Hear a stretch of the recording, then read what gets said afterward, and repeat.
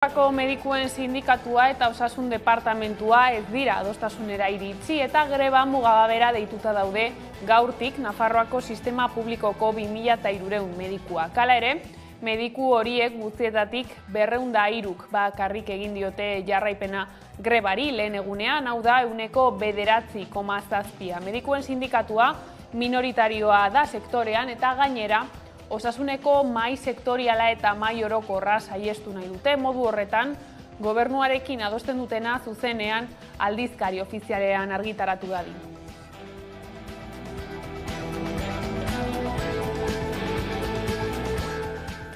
Gabon, gaurtik datorren asteazkenera arte greban izango dira Bizkaiko zahar etxeetako langileak, elak deituta lanuztea, gaur abiatu du sindikatuak Bilbon manifestazioa eginez goizean, Eusko Jaurlaritzaren egoitzatik Bizkaiko Foru Aldundikora. Beharginek salatu dute negoziazioak etenda daudela eta gainera egoitzetako prezioak igotzean gezurretan aritzea leporatu diete.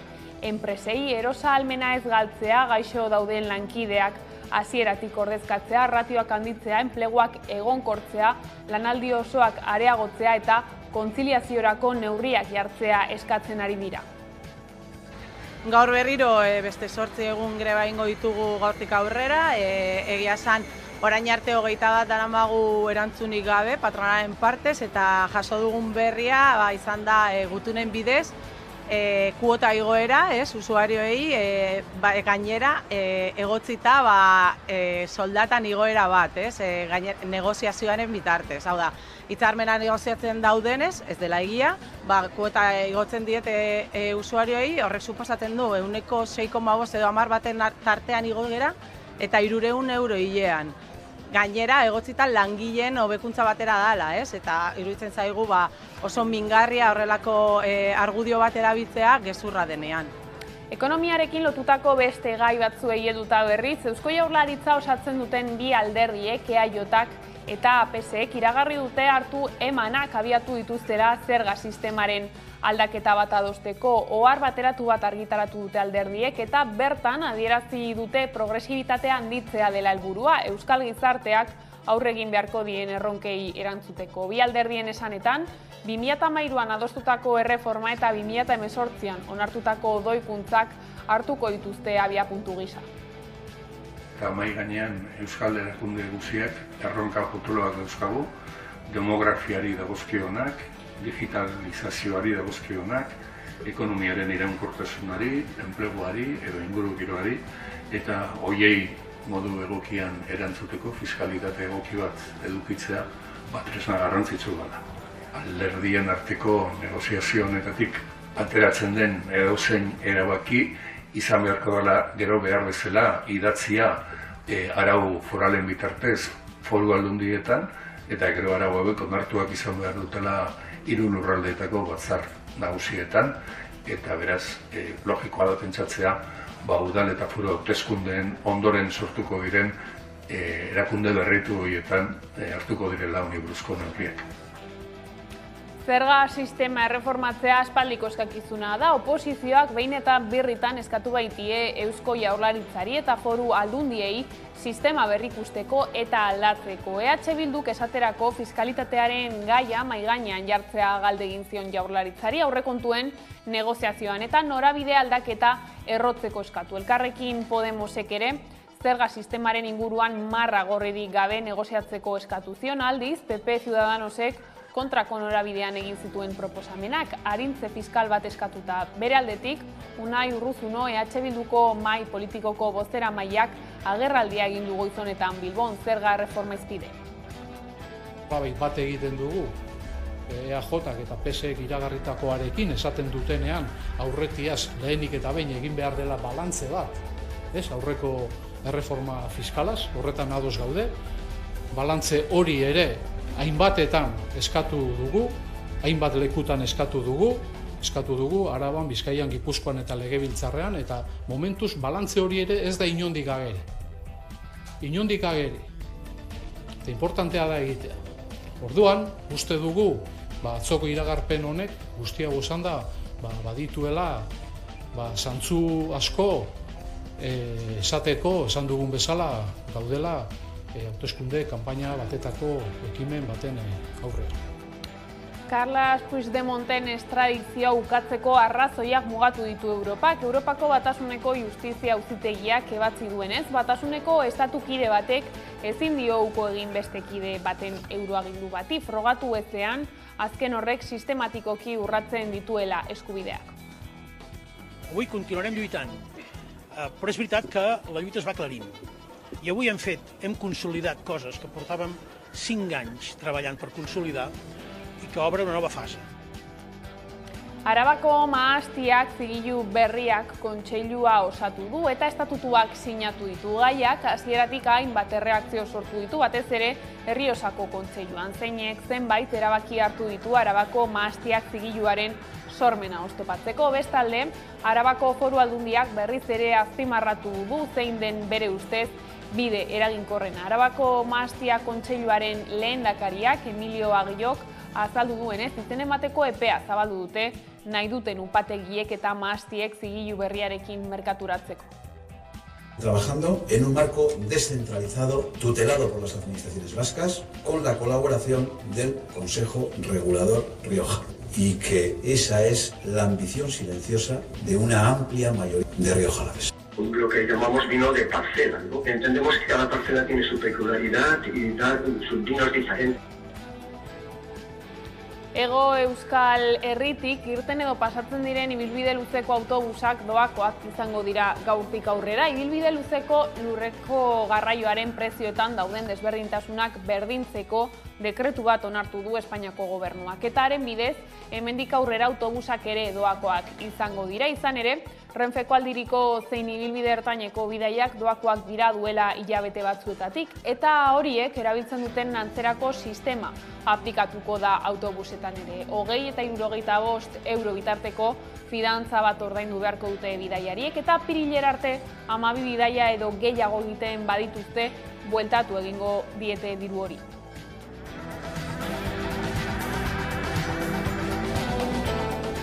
Eta otsailaren 25ean egingo da 40 minutu rock bagatoz badatoz lelopean, eta Eskabidean taldeak sortu du 40 minutu rock jaialdirako abestia entzun.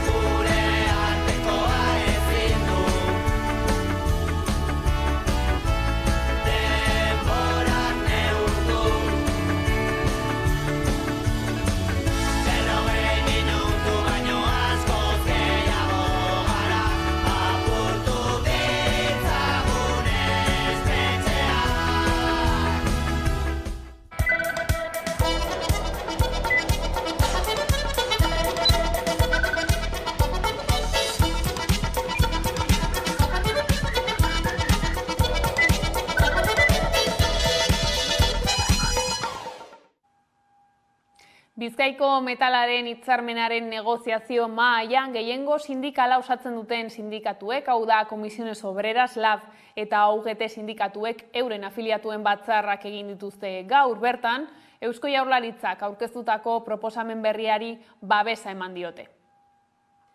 Patronalaren inmobil urrean borroka sindikala, gure erosteko ahalmenaren defentsa, urriaren 27an eta 28an. Bizkaiko metalgintzako gehiengo sindikalak asanblada ezberdinak egin ditugu gure ordezkariekin eta militantziarekin, eta oniritzia eman diogu. Lan eta enplegu sailaren bitartekaritzak aurkeztutako azkeneko proposamenari.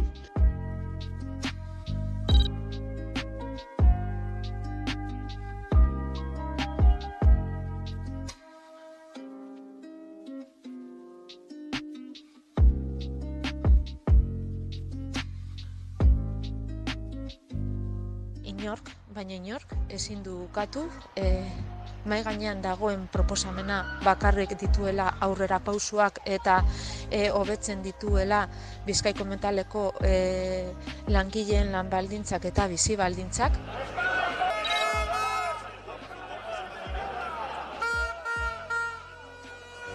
Argi eta garbi utzi nahi dugu, greba egunei esker eta aurrera eramandako negoziazio gogorrari esker Bizkaiko metalgintzako langileen eskubideak eguneratu eta hobetuko direla. Labeko militantzia harro dago egindako borrokagatik eta harro dago ze borroka horren ondorioz gaurko proposamena dago mahai gainean.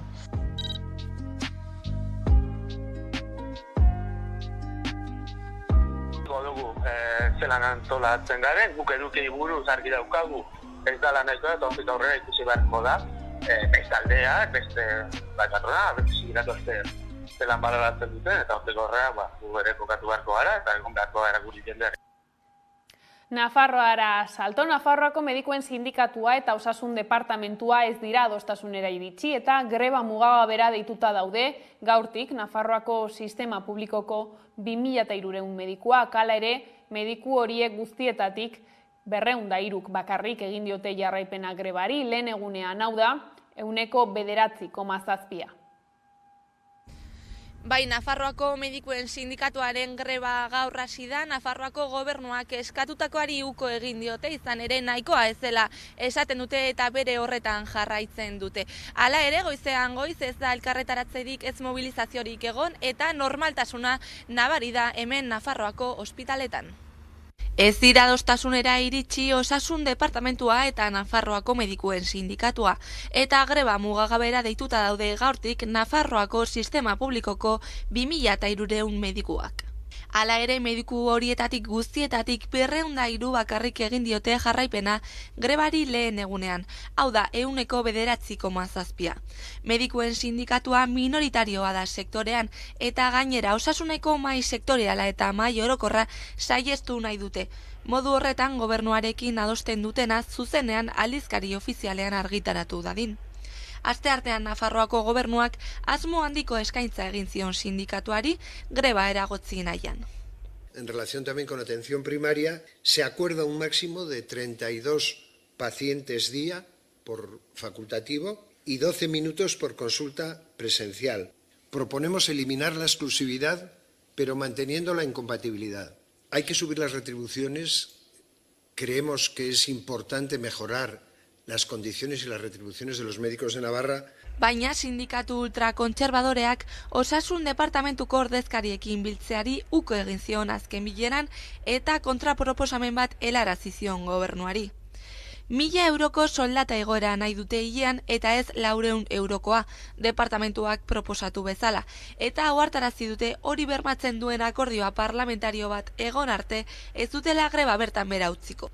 Horretaz gain foru gobernuak esklusibotasuna kenduko lukete, baina trabak jarrita sare publikoan eta pribatuan aldi berean aritzeari. Eta esklusibotasuna erabatez ezabatzeak are gehiago urrundu ditu aldeak.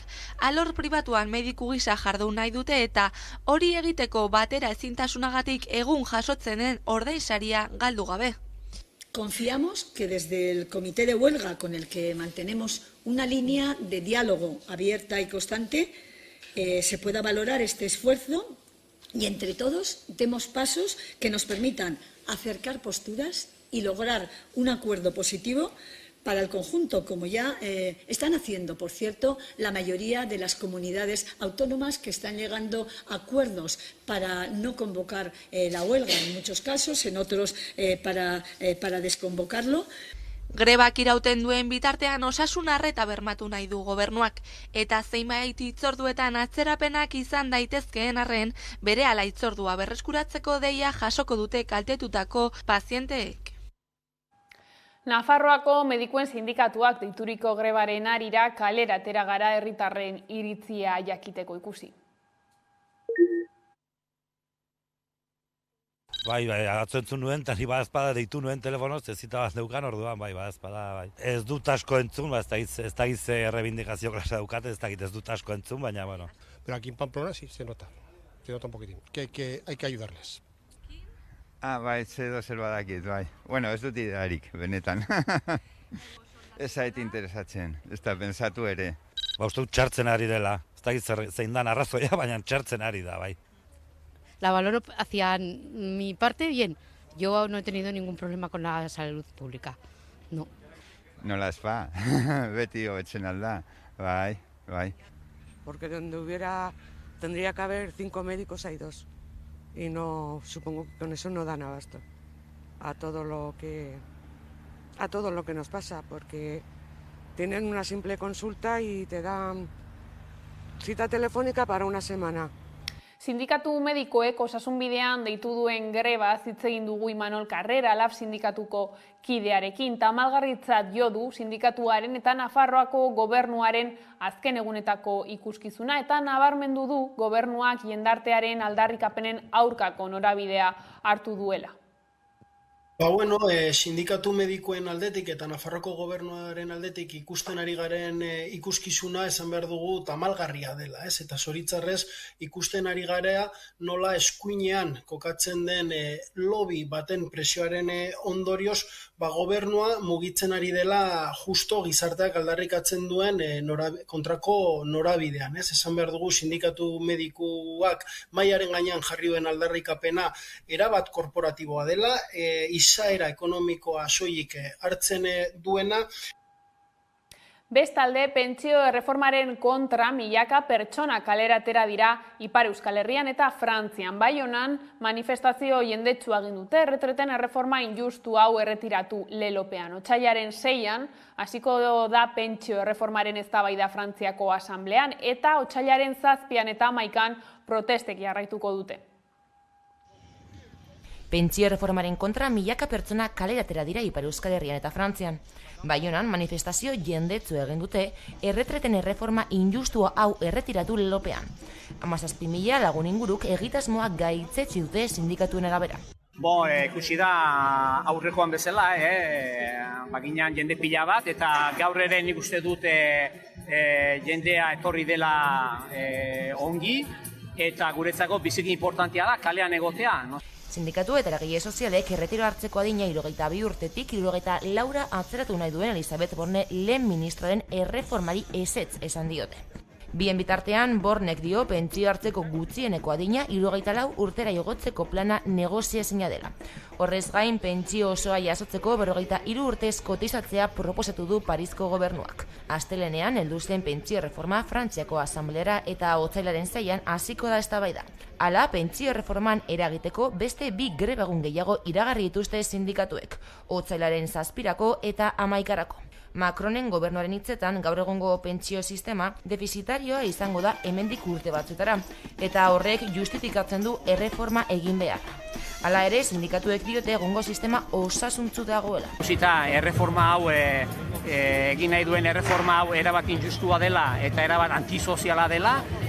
Bada grebez gain urrengo egunetan mobilizatzen jarraitzeko borondatea erakutsi dute sindikatuek. Importantea da kalean egotea ere.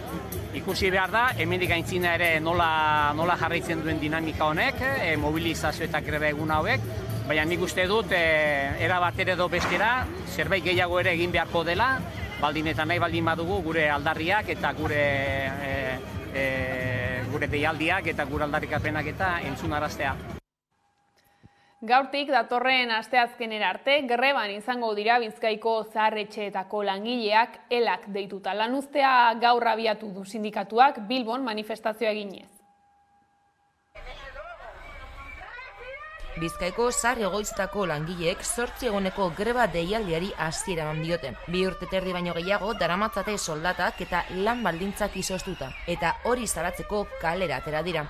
Dagoeneko 21 greba egun egin dituzte elak dituta, baina patronalaren erantzunik ez dutela jaso hartarazi dute. Egia esan, orain arte 21 daramagu erantzunik gabe patronalaren partez, eta jaso dugun berria izan da gutunen bidez, kuota igoera, usuarioei gainera egotzita soldatan igoera bat, negoziazioaren bitartez. Hau da, hitzarmena negoziatzen daudenez, ez dela egia, kuota igotzen diete usuarioei, horrek suposatzen du, 6,5 edo 10 baten tartean igoera, eta 300 euro hilean.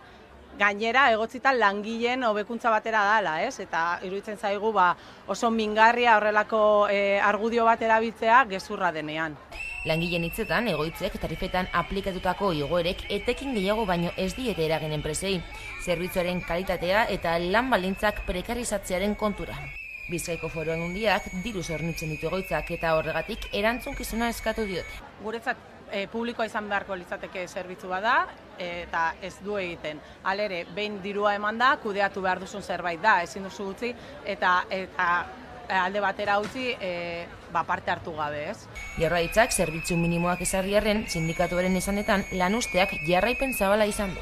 Zerbitzuen sektorean arazo asko ditugu, zerbitzu minimoa jatze dizkiete oso altuak eta hori kontutan izan da, jarraipena normalean ona izaten ari da. Protestek jarraituko dute eta otsailaren 8 arte egunero mobilizazioak egingo dituzte Bizkaiko zahar egoitzetako langileek. Bestaldetik, Hego Euskal Herriko gutxieneko soldata gordina 1.080 euroko 14 ordainketakoa izango da urten. Guztira, 15.120 euro gordin dira urtean, alegia txikipenak eta kotizazioak kontuan hartu gabe. Iaz, 1.000 euroan zegoen eta Espainiako gobernuak 8% igotzea erabaki du Comisiones Obreras eta UGT sindikatuekin bildu ondoren.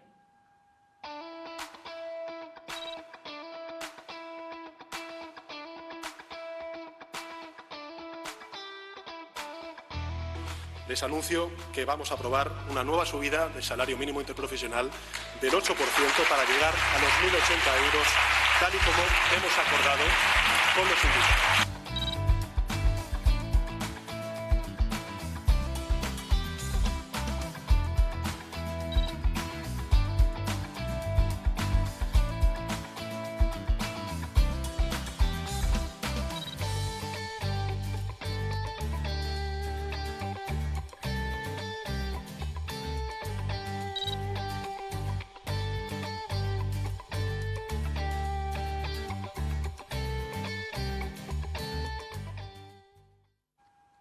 Bestalde, Kataluniako buruzagi independentista erbesteratuek bide berriak erabili beharko dituzte espainiaratuak ez izateko. Europako Batasuneko Justizia Auzitegiak atzo eman zuen epaileak esartzen duenez, ezin izango dira babestu Belgikako justiziak orain arte eman dituen argudioetan.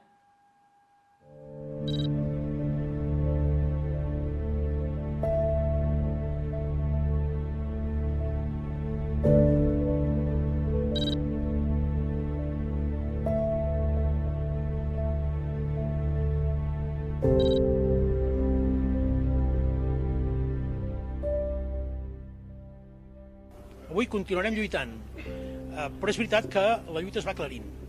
I avui hem consolidat coses que portàvem 5 anys treballant per consolidar i que obre una nova fase.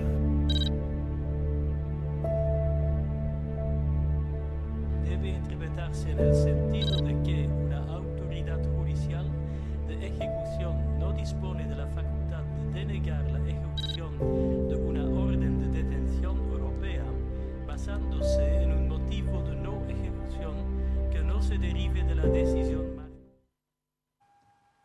Espainiako Kongresuan gaur zuen bilera herritarren segurtasunerako legea erreformatzeko lantaldeak eta batzarrean onartu egin dute bide ematea erreforma hori zehazten duen txostenari. Ezezkoan zeudenean artean RC zegoen eta azkenean talde katalan horren boto aldaketak ahalbidetu du txostenak aurrera egitea. Orain, barne batzordera helduko da gaia eta asmoa da otsailean eramatera osoko bilkurara.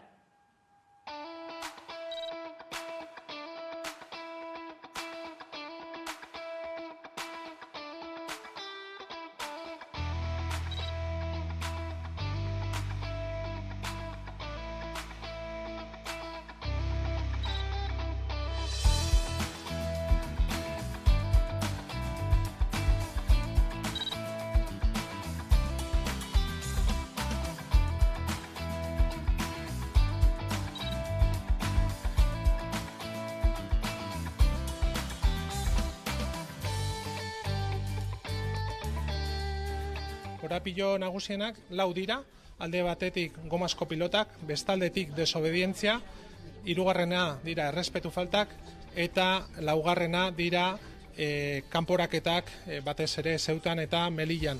Puntu horiek bozkatu dira, baina zoritzarrez ez dago akordiorik, eta hain justu dira puntu horiek gure ustez kaltegarrienak direnak lege honetan. Gurera bueltan, Etxerat elkarteak jakinarazi du Jesus Mari Gomez Ezkerro euskal presoa baldintzapean aske geratu dela. Gomezek 75 urte ditu eta horietatik 22 egin ditu espetxean. 2019ko apirilean bete zituen zigorraren 3 laurdena. Gomez 2018ko azaroan leku aldatu zuten Teixeirotik Bilabonara, Asturiasera. 2021ko irailean berriz 3. gradua onartu zioten eta Euskal Herriratu egin zuten. Ordutik Iruñeko espetxean bete du zigorra.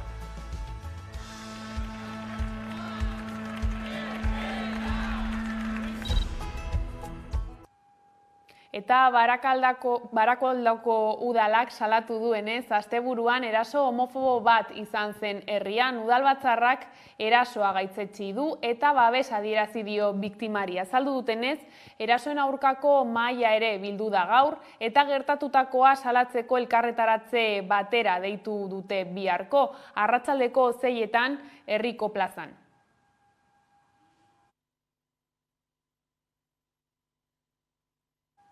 Eta gaiz aldatuta Bizkaia eta Kantabrian egin asmo zen maila proiektu eolikoa atzera bota dute. Trantsizio ekologikorako ministerioaren ingurumen kalitate eta ebaluazioko zuzendaritza nagusiak ingurumen inpaktu negatiboaren adierazpena egin du.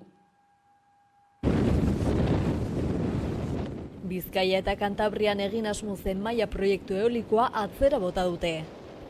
Trantsizio ekologikorako ministerioaren ingurumen kalitate eta ebaluazioko zuzendaritza nagusiak ingurumen inpaktu negatiboaren adierazpena egin du Kantabriako Guriezo eta Castro Urdiales udalerrietan eta Sopuerta, Galdames, Muskiz eta Abanto Zierbenan kokatutako maila parke eolikoaren eta haren ebakuazio azpiegituraren proiektuaren gainean. 11 erosorgailuko osatzen dute proiektua eta ingurumen azterketa egin ostean ondorioztatu dute litekeena dela horrek ingurumenean eragin kaltegarri nabarmenak eragitea eta proiektuaren atzean dagoen Capital Energy enpresak ez lukela behar besteko bermerik izango ingurumena behar bezala babesteko. Gainera erosorgailua jarri nahi diren parkea ekologia, ondare eta paisaia balio handiko eremu batean dago. Ingurumen faktore kaltetuena faunarena dela adierazi dute eta zehazki hegazti taldeena. Izan ere proiektua arriskuan dauden hainbat espezieren banaketa eremuan aurkitzen da, baita hegazti kontzentrazioan eremuetatik hurbil ere. Horrek zuzenean izango luke kalte eragina batez ere sai arrearengan eta sai zuriarengan, desagertzeko arriskuan baitago espezie hori. Bizkaiko Foru Aldundiaren dekretuak dio sai zuriaren eremu kritikoen inguruan 10 kilometroko erradioan parke eolikoak instalatza saiestuko dela. Testu inguru honetan Bizkaiko Foru Aldundiko Natura Ondarearen Zerbitzuaren eta Kantabriako Gobernuko Biodibertsitate Ingurumen eta Klimaldaketaren zuzendaritza nagusiaren txostenak proiektuaren aurkakoak dira. Ildo horretan Trantsizio ekologikorako ministerioak ez dio ingurumen baimenik eman.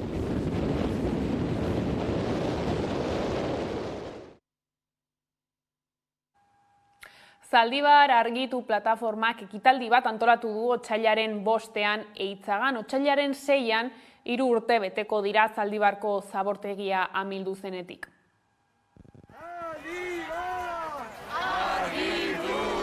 3 urte betetzear dira Zaldibarko zabortegia amildu zenetik. 2020ko otsailaren 6ean milaka tona lur eta zabor amildu ziren Berte Recycling enpresa kudeatzen zuen zabortegitik behera. Luiziak arrastaka eraman zituen Alberto Sololuze eta Joaquin Beltran langileak. Beltran oraindik lurrazpian dago, Sololuzeren gorpua bakarrik aurkitu zuten. Amiltzaren ondorioz gainera diosina, furano eta metal astunez bete ziren eskualde jendetsu baten airea, lurra eta ura. Oraindik arrakala nagusi da eta gertatutakoa antzuranez erortzeko Zaldibar argitu plataformak ekitaldi bat antolatu du otsailaren 5ean Eitzagan. Joaquin Beltran eta Alberto Sololuze oroitu zabortegian gertatutakoa ez errepikatzeko bermeak exigitu eta erantzukizun guztiak argitzeko eskatuko dute. Eguerdiko 12:00 ekingo diote ekitaldiari eta arratsaldera arte musika emanaldia, loro eskaintza eta hitzartzak izango dira Itzeagan, Joaquin Beltran eta Alberto Sololuze langileak oroituz. Atzera begira jarri Zabortegia 2011an hasi zen hondakinak jasotzen eta 35 urtez betetza aurreikusten zen, 2056. urtera arte. 2012an 185.000 tona hondakin jasotzetik 2018 eta 2019an 500.000 tona baino gehiago jasotzera igaro zen. Urte horietan Araban, Bizkaian eta Gipuzkoan hondakin gehien pilatu zuen Zabortegia izan zen. Zaldibarko hondamendiaren harira 2 auzi ireki ziren, bata ordea 2021an itxi zen, fiskaltzak eta auzipetuek sinatutako akordioarekin. Bigarrena berriz ingurumenaren aurkako delituagatik ireki zuten, eta Durangoko lehenengo instrukzio auzitegiaren eskutan dago.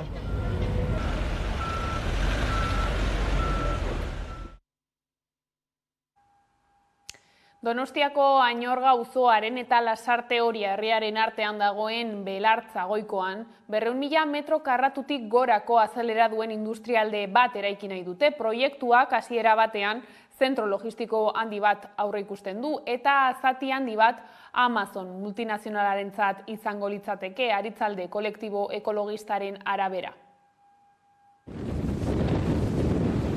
Donostiako Añorga auzoaren eta Lasarte Oria herriaren artean dagoen Belartza goikoan 200.000 metro karratutik gorako azalera duen industrialde bat eraiki nahi dute. Proiektuak hasiera batean zentro logistiko handi bat aurreikusten du, eta zati handi bat Amazon multinazionalarentzat izango litzateke, Aritzalde kolektibo ekologistaren arabera. Hasiera batean Amazonek Oiartzunen eraiki behar zuen zentroa, gerora bertan behera utzi zuena. Orain Donostiako Belartza goikoan sortu nahi duten makropoligonoan kokatuko den susmoa dago herritarren artean. Baina multinazional horrez gain, beste enpresa batzuentzako tokia ere izango da. Pabilloiak, denda, gasolindegi bat eta hotel bat aurre ikusten dira. Duela hainbat urte sortu zen auzia da hau. Izan ere atzera begira jarriz 2016an legez kanpoko arroka isurketa bat egin zen, baina enpresak eta udalak ez dute kendu. Mercadonako eta McDonaldseko obretan 150.000 metro kubiko harri inguru isuri ziren. Handik 3 urtera Euskal Autonomia Erkidegoko auzitegi nagusiak isurketa hori legez kanpokoa zela egiaztatu zuen. Hala ere enpresak entzungor egin die beti udalaren eskaerei eta isunei. Ildo horretan udalak ere iragarri zuen hondakinak kenduko zituela, baina ordutik material gutxi atera dutela esan du Aritzaldek. Are gehiago kolektibo ekologistak uste du harri horiek etorkizuneko industrialdean erabiliko direla. Gaineratu dute proiektu hau Donostiako saltoki txikientzat mehatxua izango dela, baita ingurumenarentzat ere.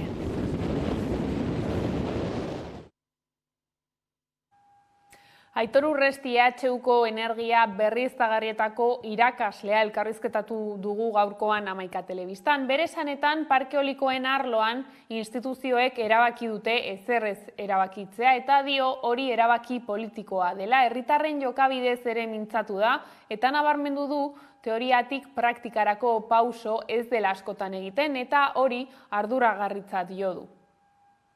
Ja, azken aldia, alde batetik, orokorrean ez, mugitzen ari gara, alde batetik krisialdi klimatiko bat daukagu, gainera, gaur egun baita ere azken urte terdian krisialdi horri, krisialdi energetiko bat gehitu zaio, eta jakindakiguna da irtenbidetako bat energia berriztagarrietatik etorri behar dela, ez?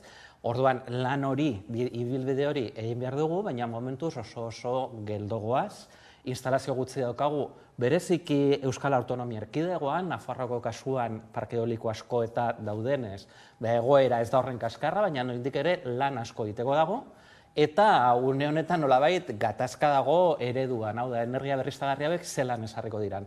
Makroparke batzuen bidez egingote diran, edo tokian toki, bakoitzak behar duena ekoiztuz, autokontsumoan, komunitate energetikoan, eta guzti beste egitura desberdin baten oinarritukote da.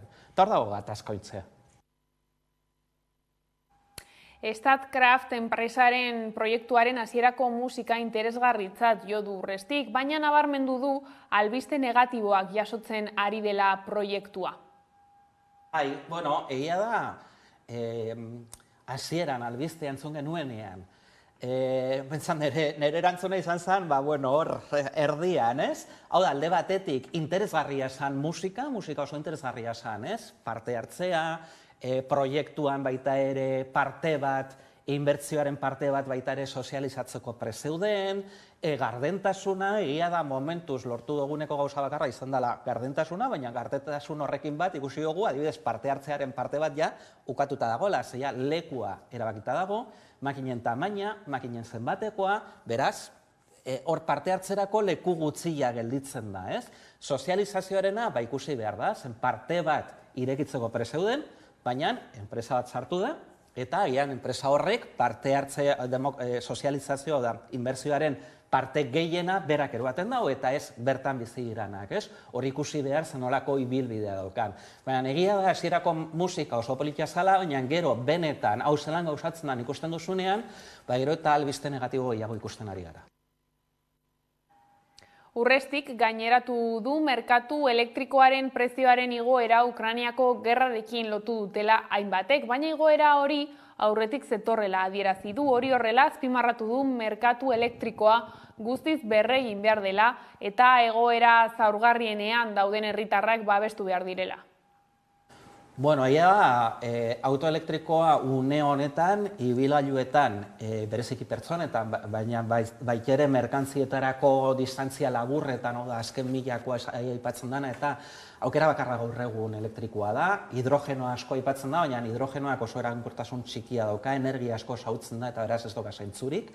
Eta orain, zalantza da, zelan lortu aldaketa hau, eta bereziki zelan lortu jendeak ulertzea, kotze pribatu bat eukitzea ez dela inongo eskubide bat, nolabaiteko privilegio bat dela, eta hortik beraz eredu aldaketa bat planteatu behar dugu, ez? Hau da, bakoitzak bere kotze propioa ez dauka zertan euki beharrik, nik nire kotze daukat eta denboraren baia gehiengoa, ez dakite, uneko 80 geldirik dago, ez dauka zentzurik olako modelo batera, olako eredu batera lotzea eta nolabait eustea, ibilgailu partekatuetara joan behar gara, baina haratago hirigunetan aipatzen dugunean, bereziki motorizatuta ez dagoeneko ibilgailuak edo garraioa erabili, hau da, oinez, bizikletaz, olako sistemak erabili, ez?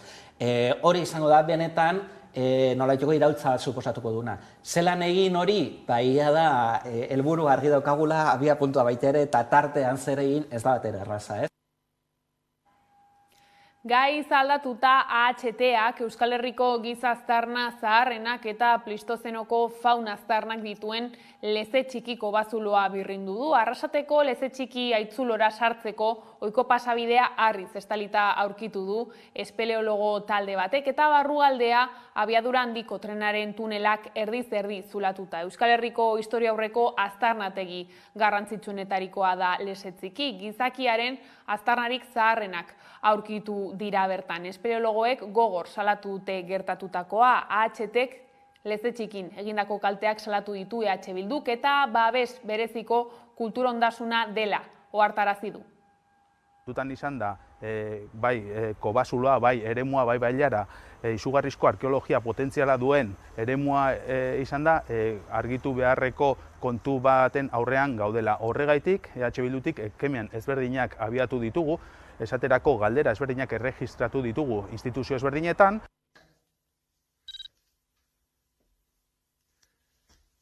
Ezamen soka bat botata, hemen egon da kriston derrumbia. Aurrean ikusten duzu ez da apresiatzen da, baina hori da tunela pasatzen da leze txiki barrutik. Atxetian tunela.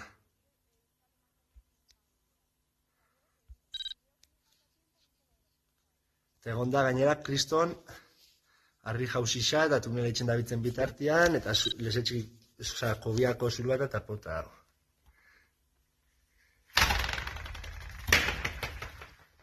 Arabara salto urtarrilaren 21 Arabako mahastiak zigilu berriak kontseilua osatu zuen. Gaiak hasieratik hainbat erreakzio sortu ditu, batez ere Errioxako kontseiluan. Zeinek zenbait erabaki hartu ditu Arabako mahastiak zigiluaren sormena oztopatzeko. Bestalde, Arabako Foru Aldundiak berriz ere azpimarratu du zein den bere ustez bide eraginkorrena.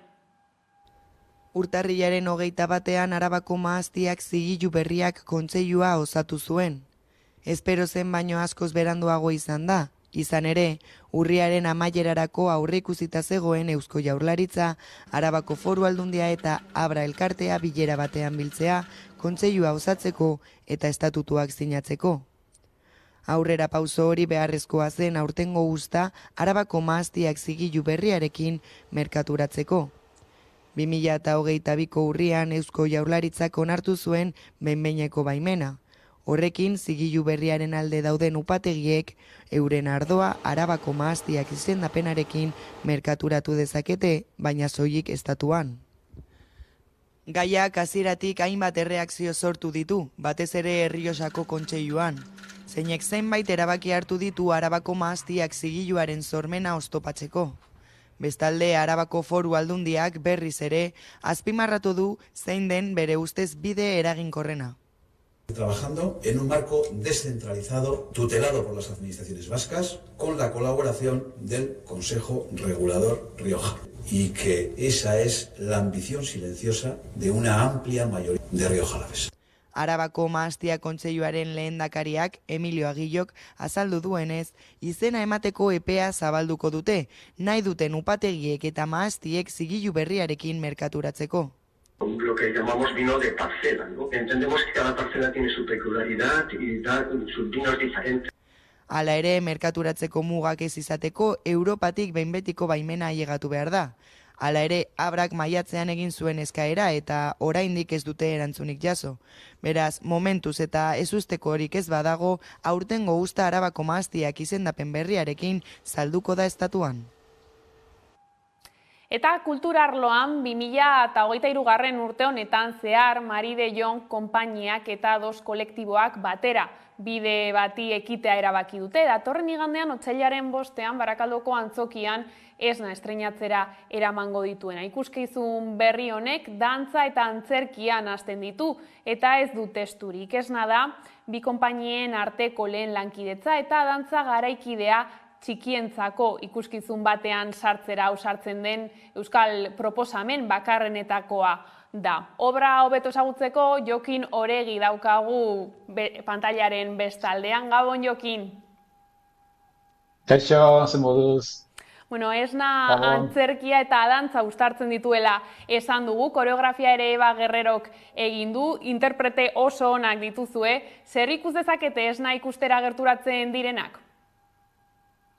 Hain zuzen ere, zuk esan bezala oso interprete bereziak ditugu, dantzari finak, nik uste dut hor puntan dauden bi dantzari direla, Denis Martinez, Kubatik etorria, baina ja Bilbon bizi dana eta gure artekoa dana, eta Olaia Baie bertako gabe bai, biak dira, biak ala biak oso dantzari finak, eta prozesu hasi genuenetik konturatu ginen euren artean sekulako kimika zegoela, lehen aldia zen elkarrekin lan egiten zutela, eta gauza ederra sortu dute batez ere eurek, eta gure laguntzarekin, ezta? Nolakoa izan den zuzen ere ikoizpen edo sormen prozesu hori? Guk ideia bat geneukan, aniztasunaren inguruan, hausnartu nahi genuen, edo, behintzat hori izan zedila, abia puntua, eta batez ere aniztasuna baina esaterakoan, norberak, edo guk bakoitzak barruan dakaguna, ezta? Kanpora begiratu gabe, barrura begira jarri gara, eta hori izan abia puntua. Eta behin historia pixkat, ideia pixkat zertu genuen, borobildu genuenean, hortik hasi ziren ensaioak eta improvisaketak, eta musika, joan zen, nire Alberdik egindako musika, etortzen hasi zen, eta ja forma ematen hasi ginen. Zer esango zenukezu, zer da, produkzio honen berezitasun handiena? Hain zuzen ere, zuk aipatu du bezala, dantza garaikidea ero pixkat, familia osoari hurbiltzeko zer bada, aukera bada, eta autu bada. Bi talde gainera, lehen aldiz, elkartu gara, dos kolektibokoak, Eba Guerrero eta Jemima Kano, aditua dira, dantza lanetan, eta gu ostera, beste mundu batetik gatoz, antzarki egiten dugu, keinu bidezkoa, eta hor badago plastizitatean eta badago elkarlan bat, eta bien ustarketaren emaitza da ikusiko duena jendeak. Esan dugu lehenago ere, Maride Jon haur eta gaztentzako arte eszenikoen sari nazionala jaso du. Zein da apustua konpainia moduan? Gure apostua sariak sari beti izan da ganorazko historioa kontatu ahal izatea. Aukera hori baliatzea, guk nahi duguna, edo gure ikuspegia nolabait, ez dut estaliko hori, eskutatuko, publikoari eskaini, ezta? Ahalik eta modurik ederrenean. Eta oso kontziente gara zaila dela, lan asko egin behar dela, baina horretan tematzen gara eta formulazio berriak eta asmatu nahian ere biltzen gara ikasteko, beti garelako ikasten, ahalik eta lanik ederrenak eskaintzeko. Hori da, gure helburua da, ahalik eta lanik ederrenak eta guk adibidez esango dizut, ateratzen geranean oholtzara eta emanaldi bat hasi aurretik, partaideak elkartzen gara eta elkarri esaten dugu zergatik gaude hemen, ezta? Zergatik gaude hemen, eta esaten dugu, importantea delako. Eta ideia horri jarraitzen diogu. Eta esna produkziora bueltan, Jokin, Barakaldon ez ezik bestelako antzokietan ere egingo duzue bira, ezta? Bai, lotuta ditugu hainbat leku Euskal Herrian, batez ere hemen hasiko dugulako bira, gero baina badakagu beste zita importante bat, guretzat Xixonen, feten jaialdia dago, eta, programatzaile asko hurbiltzen dira, eta horrek ahalbidetzen du gero, lan eukitzea, ezta? Hori da gure irtenbidea eta ogibidea, plazaz plaza joatea, eta gure lana eskaintzen. Eta, aukeratuak izan gara parte hartzeko hor, eta izan daiteke aukera poli bat, gero saretzeko, ez da. Jokin, gertutik jarraituko ditugu ematen dituzuen pausu guztiak. Zorte hon eta mila esker gurekin egoteagatik. Mila esker zuei. Eta aurrera jarraituko dugu, izan ere Euskadiko filmategiak, Euskal Emakume zinemagileak liburua aurkeztu du. Zinemagintzan funtseskoak izan diren emakumei buruzko hainbat saiakera biltzen duen liburua da, hain zuzen ere.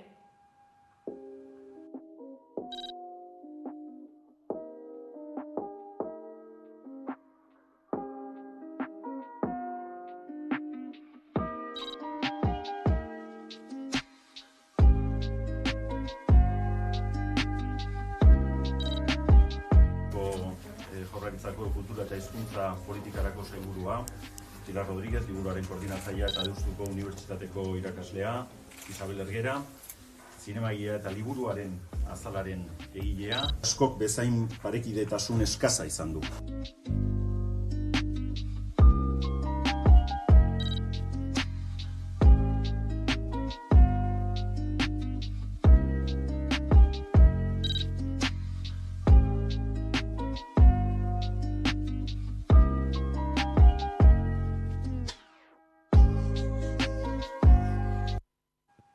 Eta kiroletara salto, Arabako Foru Aldundiak Pablo Laso Saskibaloi jokalari, ohi eta entrenatzaileari emango dio aurten urrezko domina. Ramiro González ahaldun nagusiak adirazi duenez, bere bilbide osoan transmititu dituen balio pertsonalak eta kirol balioak aintzatetsi nahi dituzte.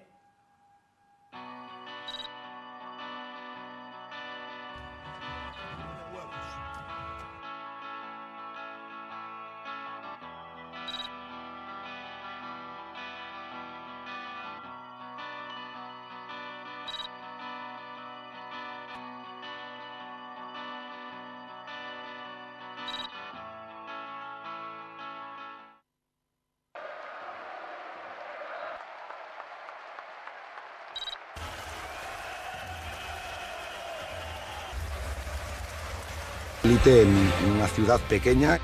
Mis recuerdos, obviamente, de Vitoria son siempre muy buenos porque al final siempre que voy es como volver a casa.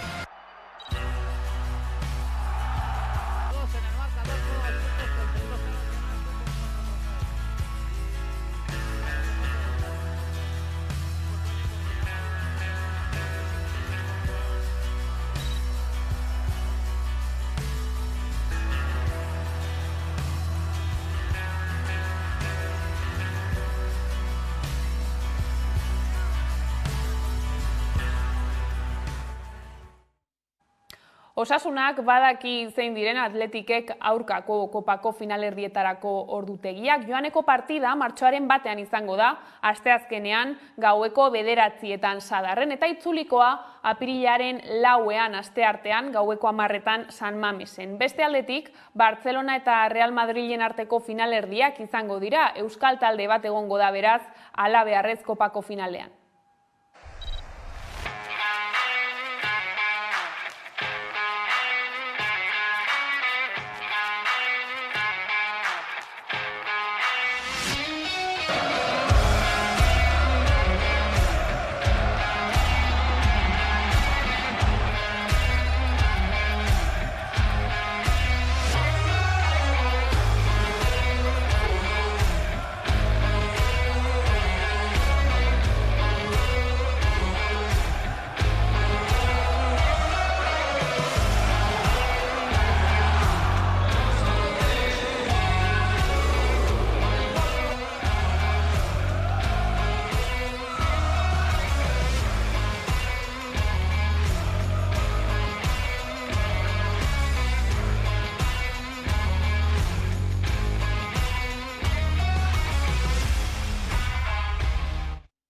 Eta Arabara bueltan Altzania mendikluba Araian jaio zen elkartea da eta zenbait helburu ditu hala nola mendizaletasuna eta ingurumenak gizarteari hurbiltzea. Antolatzen dituzten ekimen guztien artean azpimarratzekoa da Araiako Mendi Festivala. Hori buruz eta Arabako mendizaletasunari buruz hitz egin dugu López de Ipinarekin. Ikus dezagun sakonean. 2014an jaio zen Altzania Mendi Kluba eta bi ekimen ospetsuengatik ezaguna da, Mendi Festivala eta Mitzarro lasterketa. Araian, Azparrenan kokatzen den udalerrian aurkitu dezakegu kluba eta bere eskaintza. Zonaldeak badu sarma propioa mendiz inguratuta dago, besteak beste aratz ikusi dezakegu oso hurbil. Hemengo inguruan, aratz inguruan eta Altzaniako mendietan asteburoi hurbiltzen da jende pilo bat. Hortik atera dira, hor daukagu Juanito Jarzabal, daukagu Pou Anaiak, daukagu Baio, eta pilo bat jende baita, ezaguna eta ezaguna ez dena baita.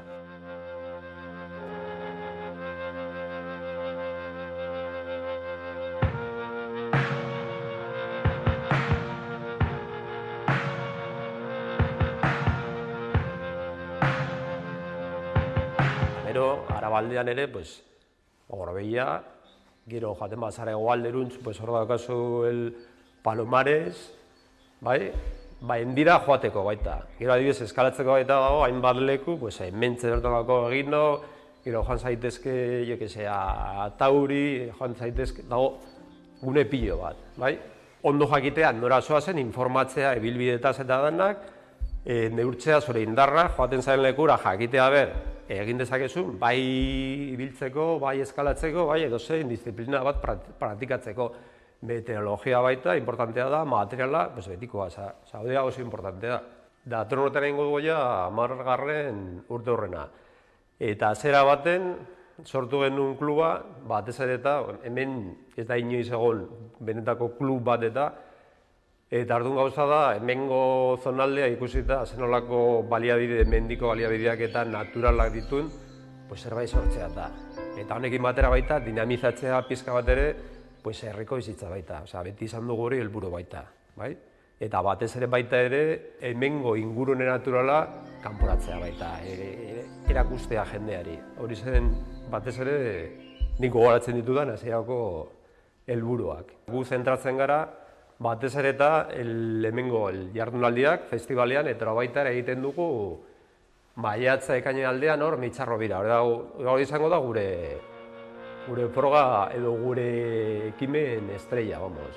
Da mendiko lasterketa baita ere antolatzen dugu horrekin batera martxak, gero baita, horrekin batera baita, pues bueno, ja hori izaten da ja, bai hemengoentzako eta bai kanpora begira, eta ja, da lasterketa ja, ez hemengo jenderi baizik eta kanpoko jenderi baita.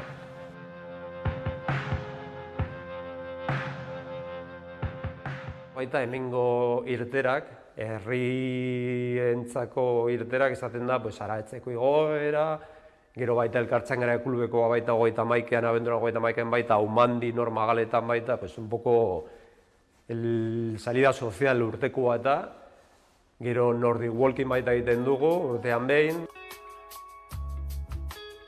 Aipatu dugunez, mendi festivala oso ezaguna den ekimena da, izan ere 11. edizioa antolatu dute aurten.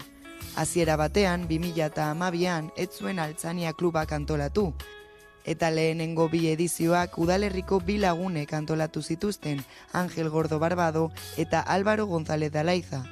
González de Alaiza zendu zen eta 2021etik aurrera festivalean omenaldia egiten diote. Mendiaren inguruan dauden edo egon daitezken disiplina desberdinak, ez da bakarrik adibidez horrelako ekiltaldietan beti joera izaten da, goi mendira, 8.000koak eta gu beti nahi saiatu gara modalitate desberdinak.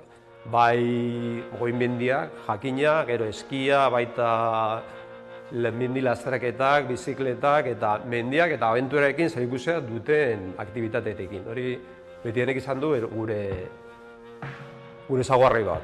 Alberte Ñarrategi, Aletzikon, Oiane Kortazar, Maiora etorri da, Juan de Nazar etorri zen, Juanito de Arzabal, atal berria, herriko txokoa, bai? Ateratzeko baita, hemengo jendeak egiten ditute edo egin ditzaketen gauzak baita, bai? Bai, azken zian mendiko munduan, bai? Hortik aurrera urtero beti ateratzen da zerbait. Ez bakarrik ezaguna dira, ez bakarrik ospetxo dira, baizik eta azkenean nolako festival baten ere jendea bilatzen duena da atzaldea ondo pasatzea. Hemen urbiltzen dira, irauten du, gehien izaten da ordu eta erdi edo, eta orduan da azken finean pasatzealik eta hobenen, bai?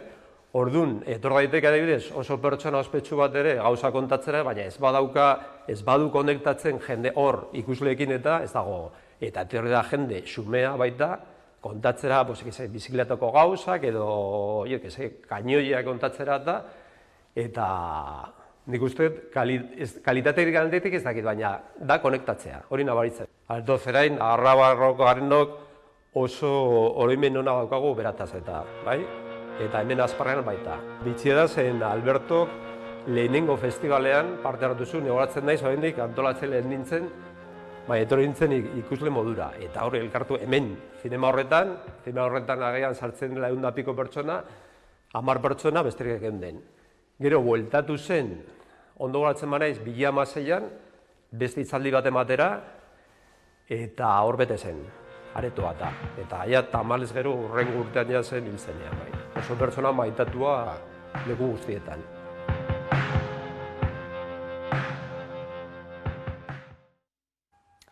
Horrela iritsi gara albistegiaren bukaerara, gaurkoan esanezin taldearen inork entzuten ez gaituenean abestiarekin agurtuko zaituztegu, besterik ez gure aldetik. Horiek izan dira gaueko albistegiak gurean gaur utzi dituena, gogoratu guztiak eta gehiago nahi duzuen aldiro 11.eu satarian daudela eskuragarri. Bihar arte.